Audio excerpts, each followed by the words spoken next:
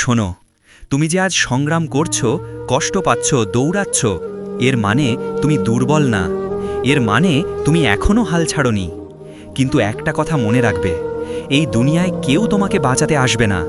তোমার স্বপ্ন তুমি নিজে ছাড়া কেউ পূরণ করবে না। তোমার পরিবার, তোমার মা বাবা, তারা শুধু তোমার সাফল্য দেখতে চায়, কিন্তু সেই সাফল্যের জন্য দৌড়াতে হবে তোমাকেই।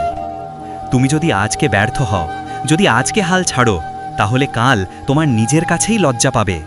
আর যদি উঠে দাঁড়াও, যদি নিজের স্বপ্নের জন্য দৌড়াও, তাহলে একদিন সব যন্ত্রণা তোমার জয়ের গল্প হয়ে যাবে। হ্যাঁ, পথ কঠিন। হ্যাঁ, কেউ তোমাকে সমর্থন দেবে না। হ্যাঁ, অনেকেই তোমাকে নিয়ে হাসবে। কিন্তু মনে রেখো, লোকেরা শুধু সফল মানুষকেই মনে রাখে, ব্যর্থতার গল্প কেউ শোনে না। তুমি আজ যে লড়াই করছো, সেটাই তোমার ভবিষ্যৎ গড়বে। তুমি আজ যে অস্ত্র খেলছো, সেটাই একদিন তোমার শক্তিতে বদলে যাবে।